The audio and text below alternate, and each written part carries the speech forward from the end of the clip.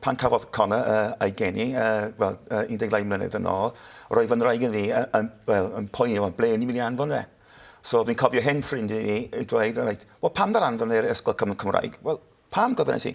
Wel, o rhewydd, disgybliaeth, safon addysg yn ysgolion cyfrwng Cymraeg yn arbennig o dda, a ffaith bod yn gallu bod yn dwyieithog, a'r ffaith bod yn gallu siarad Cymraeg.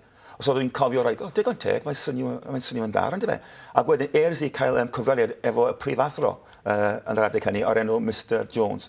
So dwedodd e wrth i yn Saesneg, of course, Mr Howard, you do speak Welsh, don't you? A dwedodd i wrth fe yn Saesneg, no, but I will, a dyna beth i wedi wneud.